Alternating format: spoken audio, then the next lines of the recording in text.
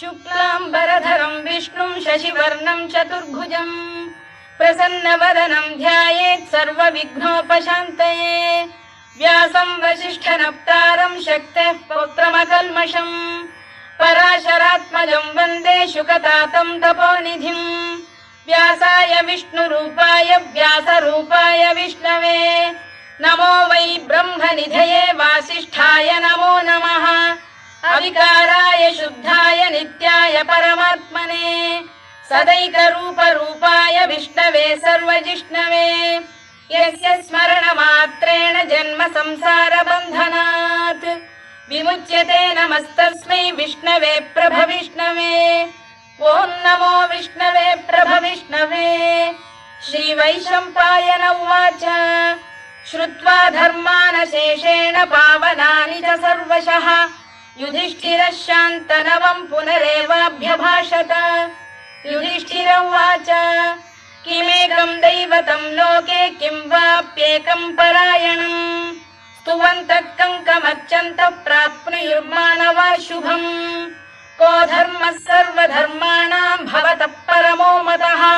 किं जपन्मुच्यते जन्तुर्जन्म संसारबन्धनात्। श्रीभीष्म उवाच जगत्प्रभुं देवदेवमनन्तं पुरुषोत्तमम् स्तुवन्नाम सहस्रेण पुरुषः सततोत्थितः तमेव चार्चयन् नित्यं भक्त्या पुरुषमव्ययम् ध्यायन् स्तुवन् नमस्यं च यजमानस्तमेव च अनादिनिधनं विष्णुं सर्वलोकमहेश्वरम् लोकाध्यक्षं स्तुवन् नित्यं सर्वदुःखातिगो भवेत्। ब्रह्मण्यं सर्वधर्मज्ञं लोकानां कीर्तिवर्धनम् लोकनाथं महद्भूतं सर्वभूतभवोद्भवम् एष मे सर्वधर्माणां धर्मोऽधिकतमो मतः यद्भक्त्या पुण्डरीकाक्षं स्तवैरच्चेन्नरः सदा परमं यो महत्तेजः परमं यो महत्तपः परमं यो महद्ब्रह्म परमं यः परायणम् पवित्राणां पवित्रं यो मङ्गलानां च मङ्गलम् दैवतं देवतानां च भूतानां यो व्ययः यतः सर्वाणि भूतानि भवन्त्यादियुगागमे यस्मिंश्च प्रलयं यान्ति पुनरेव युगक्षये तस्य लोकप्रधानस्य जगन्नाथस्य भूपते विष्णोर्नाम सहस्रं मे शृणु पापभयापहम् यानि नामानि गौणानि विख्यातानि महात्मनः ऋषिभिः परिगीतानि तानि वक्ष्यामि भूतये। ऋषिर्नाम्नां सहस्रस्य वेदव्यासो महामुनिः छन्दोऽनुष्टुप् तथा देवो भगवान् देवकीसुतः अमृतांशुद्भवो बीजं शक्तिर्देवकीनन्दनः त्रिसामाहृदयं तस्य शान्त्यर्थे विनियुज्यते विष्णुं जिष्णुं महाविष्णुं प्रभविष्णुं महेश्वरम् अनेकरूपदैत्यान्तं नमामि पुरुषोत्तमम्। अस्य श्रीविष्णोर्दिव्यसहस्रनामस्तोत्रमहामन्त्रस्य श्रीवेदव्यासो भगवान् ऋषिः अनुष्टुप्छन्दः श्रीमहाविष्णुः परमात्मा श्रीमन्नारायणो देवता अमृतांशुद्भवो भानुरिति बीजम् देवकीनन्दन श्रेष्ठेति शक्तिः उद्भवः क्षोभणो देव इति परमो मन्त्रः शङ्खबृन्नन्दकी चक्रीति कीलकम् शार्ङ्गधन्वा गदाधर इत्यस्त्रम् रथाङ्गपाणिरक्षोभ्य इति नेत्रम् त्रिसामासामरः सामेति कवचम् आनन्दं परब्रह्मेति योनिः ऋतुः सुदर्शनकार इति दिग्बन्धः श्रीविश्वरूप इति ध्यानम् श्रीमहाविष्णुप्रीत्यर्थे सहस्रनाम जपे विनियोगः। ध्यानम् क्षीरोदन्वत्प्रदेशे शुचिमणिविलसत्सैकते मौक्तिकानाम् मालाक्लुप्तासनस्थस्फटिकमणिनिभैर्मौक्तिकैर्मण्डिताङ्गः शुभ्रैरभ्रैरदभ्रैरुपरि विरचितैर्मुक्तपीयूषवर्षैः आनन्दीनः पुनीयादरिनलिन गदा शङ्खपाणिर्मुकुन्दः भूः पादौ यस्य नाभिर्वियदसुरनिलश्चन्द्रसूर्यौ च नेत्रे कर्णावाशा शिरोद्यौर्मुखमपि दहनो यस्य वास्तेयमब्धिः अन्तस्थं यस्य विश्वं सुरनरखगो भोगि गन्धर्वदैत्यैः चित्रं रम्यते तं त्रिभुवन वपुषं विष्णुमीशं नमामि। ॐ नमो भगवते वासुदेवाय। शान्ताकारं भुजगशयनं पद्मनाभं सुरेशं विश्वाधारं गगनसदृशं मेघवर्णं शुभाङ्गं लक्ष्मीकान्तं कमलनयनं योगिधृध्यानगम्यं वन्दे विष्णुं भवभयहरं सर्वलोकैकनाथम्। मेघश्यामं पीतकौशेयवासं श्रीवत्साङ्कं कौस्तुभोद्भासिताङ्गम् पुण्योपेतं पुण्डरीकायताक्षं विष्णुं वन्दे सर्वलोकैकनाथम्। नमः समस्तभूतानामादिभूताय भूभृते अनेकरूपरूपाय विष्णवे प्रभविष्णवे सशङ्खचक्रं सकिरीटकुण्डलं सपीतवस्त्रं सरसीरुहेक्षणं सहारवक्षस्थलशोभिकौस्तुभं नमामि विष्णुं शिरसा चतुर्भुजम्। छायायां पारिजातस्य हेमसिंहासनोपरि आसीनमम्बुदश्याममायताक्षमलङ्कृतम् चन्द्राननं चतुर्बाहुं श्रीवत्साङ्कितवक्षसम् रुक्मिणी सत्यभामाभ्यां सहितं कृष्णमाश्रये।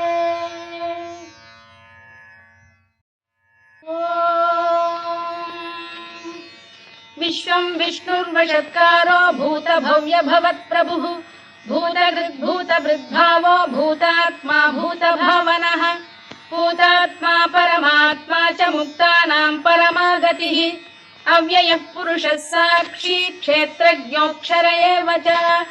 योगो योगविदां नेता प्रधानपुरुषेश्वरः नारसिंहवपुः श्रीमान् केशवः पुरुषोत्तमः सर्वः शर्वः शिवस्थाणुर्भूतादिर्निधिरव्ययः सम्भवो भावनो भर्ता प्रभवः प्रभुरीश्वरः स्वयंभूः शम्भुरादित्यः पुष्कराक्षो महास्वनः अनादिनिधनो धाता विधाता धातुरुत्तमः अप्रमेयो ऋषिकेशः पद्मनाभोऽमरप्रभुः विश्वकर्मा मनुस्पष्टा स्थविष्ठस्थविरो ध्रुवः अग्राह्यः शाश्वतः कृष्णो लोहिताक्षप्रदर्दनः प्रभूतस्त्रिककुब्धाम पवित्रं मङ्गलं परम् ईशानप्राणदः प्राणो ज्येष्ठः श्रेष्ठः प्रजापतिः हिरण्यगर्भो भूगर्भो माधवो मधुसूदनः ईश्वरो विक्रमी धन्वी मेधावी विक्रमक्रमः अनुत्तमो दुराधर्षः कृतज्ञः कृतिरात्मवान् सुरेशः शरणं शर्म विश्वरेताः प्रजाभवः अधः संवत्सरो व्यालः प्रत्ययः सर्वदर्शनः अजः सर्वेश्वरः सिद्धः सिद्धिः सर्वादिरच्युतः वृषाकपिरमेयात्मा सर्वयोगविनिसृतः वसुर्वसुमनः सत्यः समात्मा संमितः समः अमोघः पुण्डरीकाक्षो वृषकर्मा वृषाकृतिः रुद्रो बहुशिरा बभ्रुर्विश्वयोनिश्रुतिश्रवाः अमृतः शाश्वतस्थाणुर्वरारोहो महातपाः सर्वगः सर्वविद्भानुर्विश्वक्सेनो जनार्दनः वेदो वेदविदव्यङ्गो वेदाङ्गो वेदवित्कविः लोकाध्यक्षः सुराध्यक्षो धर्माध्यक्षः कृताकृतः चतुरात्मा चतुर्व्यूहश्चतुर्दंष्टश्चतुर्भुजः भ्राजिष्णुर्भोजनं भोक्ता सहिष्णुर्जगदादिजः अनघो विजयो जेता विश्वयोनिः पुनर्वसुः उपेन्द्रो वामनः प्रांशुरमोघः शुचिरूर्जितः अतीन्द्रः सङ्ग्रहः सर्गो धृतात्मा नियमो यमः वेद्यो वैद्यः सदा योगी वीरः माधवो मधुः अतीन्द्रियो महामायो महोत्साहो महाबलः महाबुद्धिर्महावीर्यो महाशक्तिर्महाद्युतिः अनिर्देश्य वपुः श्रीमान् अमे आत्मा महाधृधृत् महेश्वासो महीभर्ता श्रीनिवासः सताङ्गतिः अनिरुद्धः सुरानन्दो गोविन्दो गोविदाम्पतिः मरीचिर्दमनो हंसः सुपर्णो भुजगोत्तमः हिरण्यनाभः सुतपाः पद्मनाभः प्रजापतिः अमृत्युः सर्वदृक्सिंहः सन्धाता सन्धिमान् स्थिरः अजो दुर्मर्षणः शास्ता विश्रुतात्मा सुरारिः गुरुर्गुरुतमो धाम सत्यः सत्यपराक्रमः निमिषो निमिषस्रग्वी वाचस्पतिरुदारधीः अग्रणी श्रीमान् न्यायो नेता समीरणः सहस्रमूर्धा विश्वात्मा सहस्राक्षः सहस्रपात् आवर्तनो निवृत्तात्मा संवृतः सम्प्रमर्दनः अधः संवर्तको वह्निरनिरो धरणीधरः सुप्रसाद प्रसन्नात्मा विश्वधृक् विश्वभुग्विभुः सत्कर्ता सत्कृतः साधुर्जह्नुर्नारायणो नरः असंख्येयो प्रमेयात्मा विशिष्टः शिष्टकृच्छुचिः सिद्धार्थः सिद्धसङ्कल्पः सिद्धिदः सिद्धिसाधनः वृषाही वृषभो विष्णुर्वृषपर्वा वृषोदरः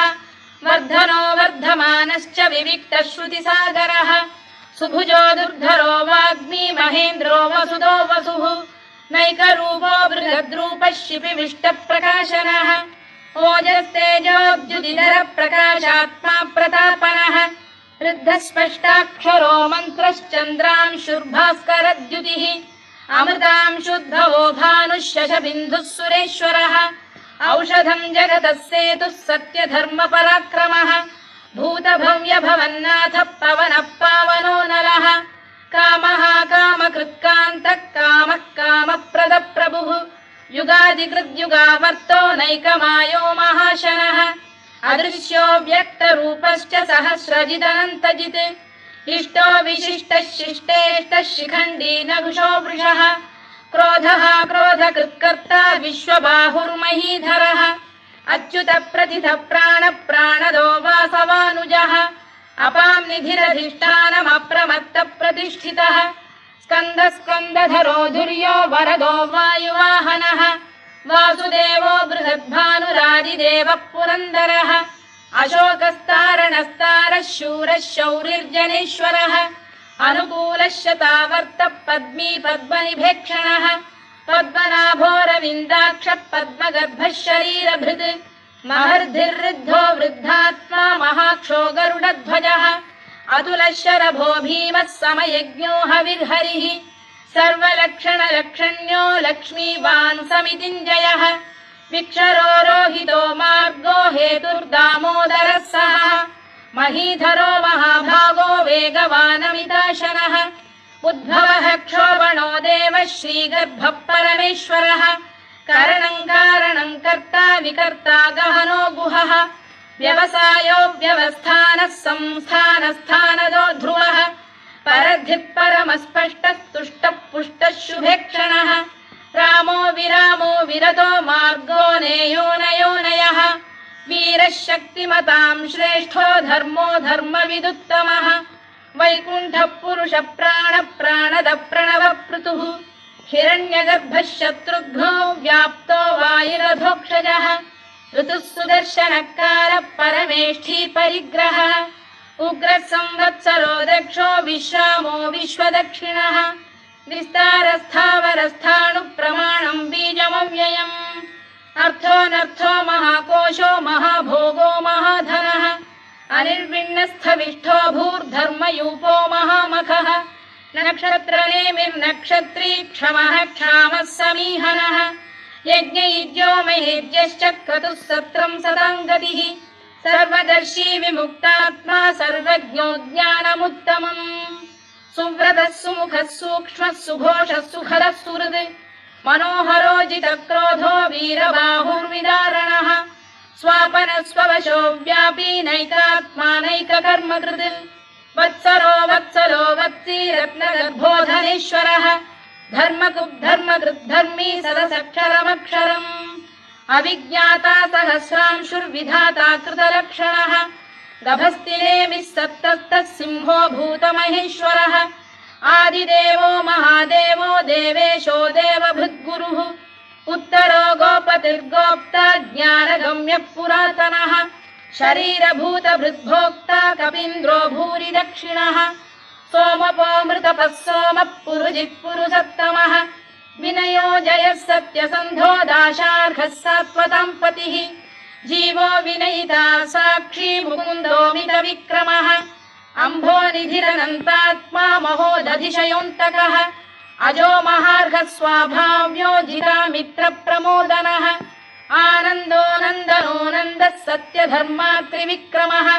महर्षि कपिलाचार्यः कृतज्ञो मेदिनीपतिः त्रिपदस्त्रिदशाध्यक्षो महाशृङ्गकृतान्तकृत् महावराहो गोविन्दः सुषेणः कनकाङ्गनी गुह्यो गभीरो गहनो गुप्तश्चक्रगदाधरः मेधास्वाङ्गो जितकृष्णो दृढः सङ्कर्षणोच्युतः वरुणो वारुणो वृक्षः पुष्कराक्षो महामनाः भगवान् बलहानन्दी वनमाली हलायुधः आदित्यो ज्योतिरादित्यः सहिष्णुर्गतिसप्तमः सुधन्वाखण्ड परशुर्दारुणो द्रविणप्रदः दिवस्पृक् सर्वदृग्व्यासो वाचस्पतिरयो निजः त्रिसामासामगः साम निर्वाणम् भेषजम् भिषज सन्न्यासकृच्छमः शान्तो निष्ठा शान्तिः परायणम् शुभाङ्गः शान्तिदः स्रष्टा कुमुदः कुवलेशयः गोहितो गोपतिर्गोप्ता वृषभाक्षो वृषप्रियः अनिवर्ती निवृत्तात्मा संक्षेप्ताक्षेमकृत् शिवः श्रीवत्सवक्षः श्रीवासः श्रीपतिः श्रीमताम्बरः श्रीधः श्रीशः श्रीनिवासः श्रीनिधिः श्रीविभावनः श्रीधरः श्रीकरः श्रेयः श्रीमान् लोकत्रयाश्रयः स्वक्षः स्वङ्गः शतानन्दो नन्दिर्ज्योतिर्गणेश्वरः विजितात्मा विधेयात्मा सत्कीर्तिश्छिन्न संशयः उदीर्णः सर्वतश्चक्षुरनीशः शाश्वतः स्थिरः भूषयो भूषणो भूतिर्विशोकः शोकनाशनः अर्चिष्मानर्चितः कुम्भो विशुद्धात्मा विशोधनः अनिरुद्धो प्रतिरथः प्रद्युम्नो मितविक्रमः कालनेमिनिः वीरः शौरिः शूरजनेश्वरः त्रिलोकात्मा त्रिलोकेशः केशवः केशिः हरिः कामदेवः कामपालः कामी कान्तकृतागमः अनिर्देश्य वपुर्विष्णुर्वीरोऽनन्तो धनञ्जयः ब्रह्मण्यो ब्रह्मकृद्ब्रह्मा ब्रह्म ब्रह्मविवर्धनः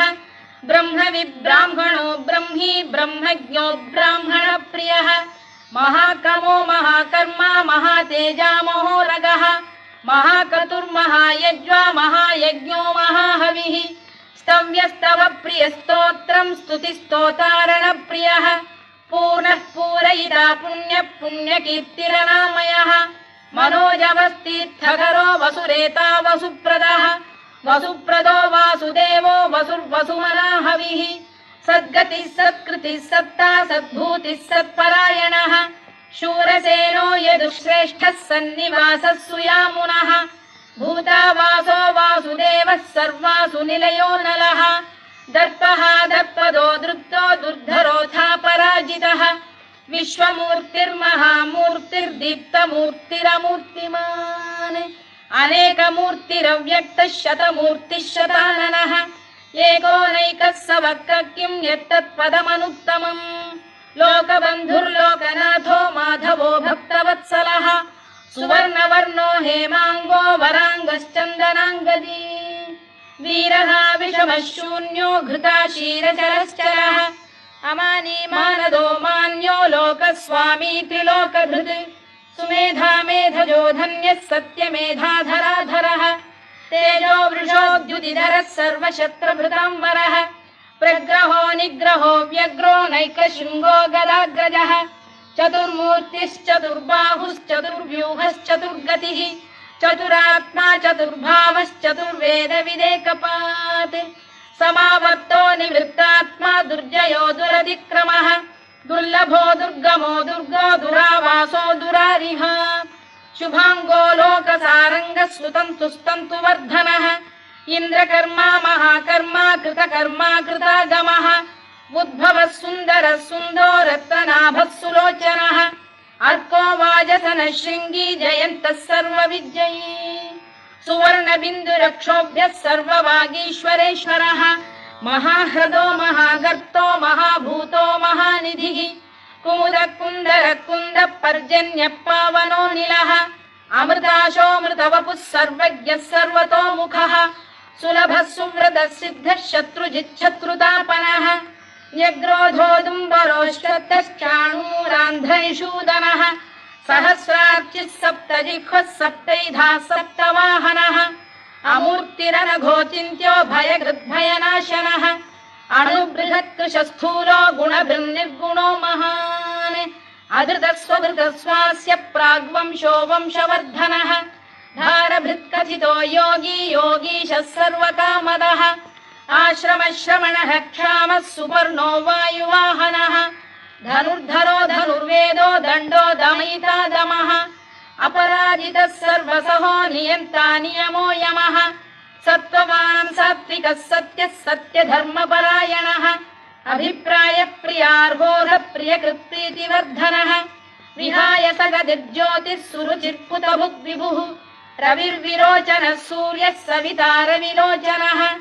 अनन्तो हुतभुग्भोक्ता सुखदो नैकजोऽग्रजः अनिर्विण्णः सदामर्षी लोकाधिष्ठानमद्भुतः सनातनतमः कपिलः कपिरव्ययः स्वस्तिदः स्वस्तिकृत् स्वस्ति स्वस्ति भुक् स्वस्ति दक्षिणः आरौद्रः कुण्डली चक्री विक्रम्यूर्जितशासनः शब्दातिगः शब्दसः शिशिरः शर्वरीकरः अक्रूरपेशलो दक्षो दक्षिणः क्षमिणां वरः विद्वत्तमो वीतभयः पुण्यश्रवणकीर्तनः उत्तारणो दुष्कृतिः पुण्यो दुःस्वप्ननाशनः वीरः रक्षणः सन्तो जीवनपर्यवस्थितः अनन्तरूपोऽनन्तश्रीर्जितमन्युर्भयापहः चतुरश्रो गभीरात्मा विदिशो व्यादिशो दिशः अनादिर्भूर्भुवो लक्ष्मीः सुवीरो रुचिराङ्गदः जननो जनजन्मादिर्भीमो भीमपराक्रमः आधारनिलयो धाता पुष्पहासप्रजागरः ऊर्ध्वगः सत्त्वथाचार प्राणदः प्रणवप्रणः प्रमाणं प्राणनिलय प्राणभृत्प्राणजीवनः तत्त्वं तत्त्वविदेकात्मा जन्म मृत्युजरातिगः भूर्भुवः स्वस्तरुस्तारः सविता प्रपितामहः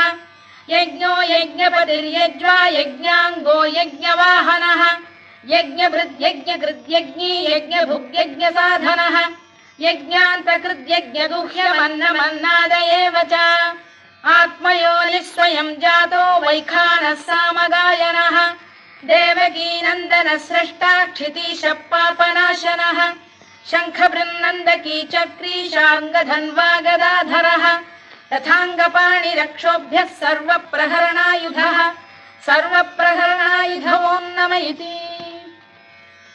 वनमाली गरीशाङ्गी शङ्खी चक्री च नन्दकी श्रीमान्नारायणो विष्णुर्वासुदेवोऽभिरक्षतु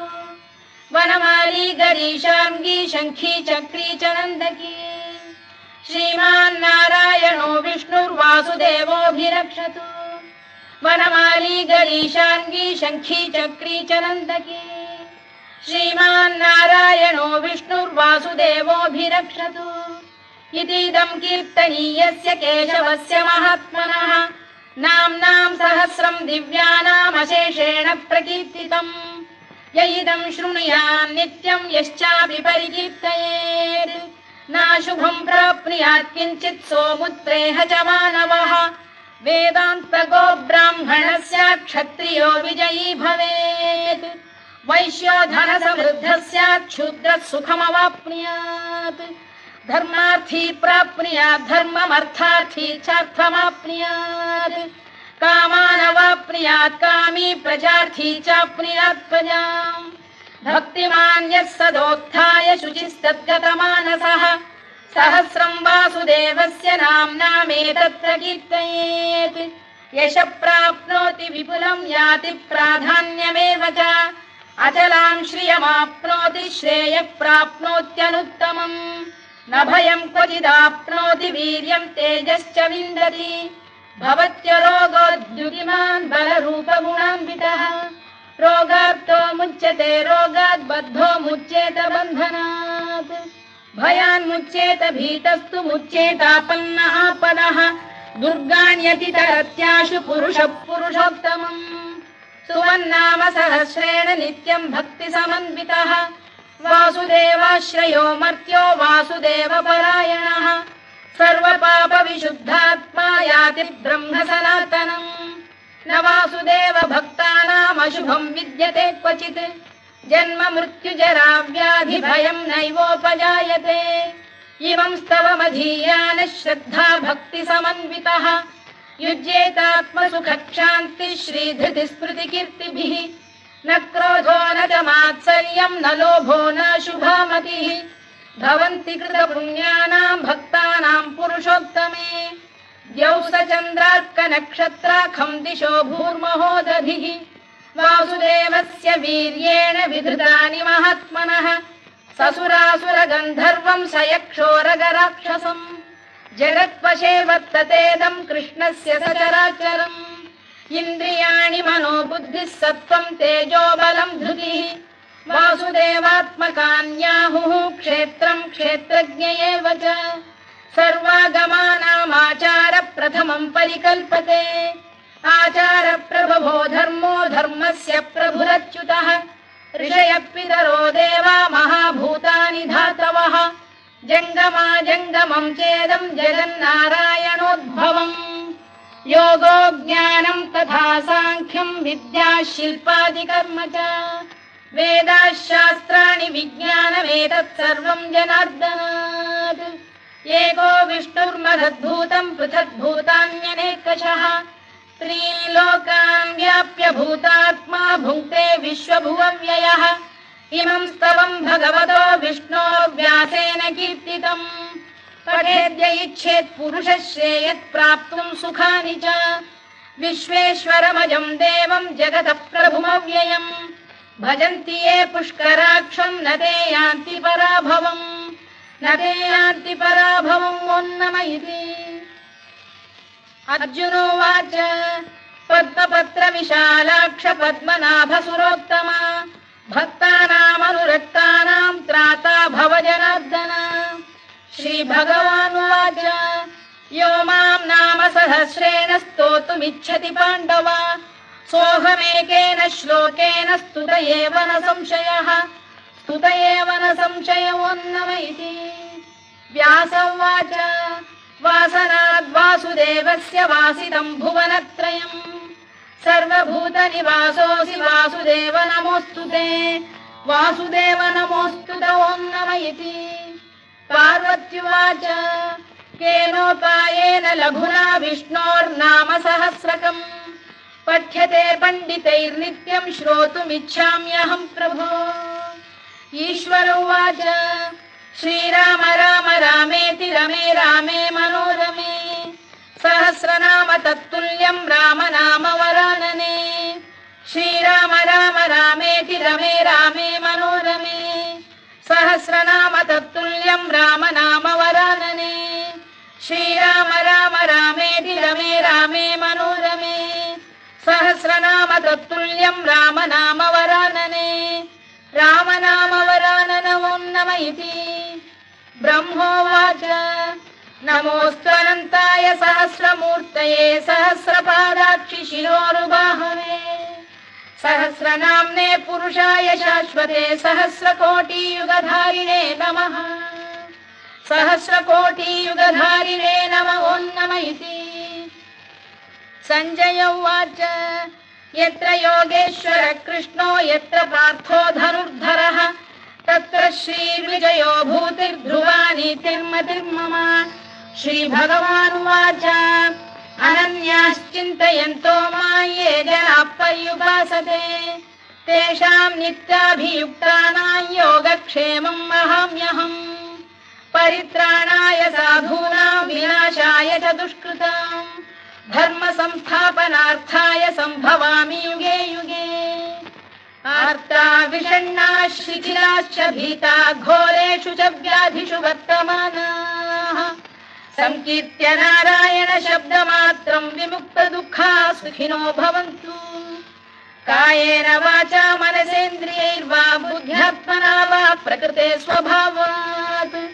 करोमि यद्यत् सकलं परस्मै नारायणायेति समर्पयामि।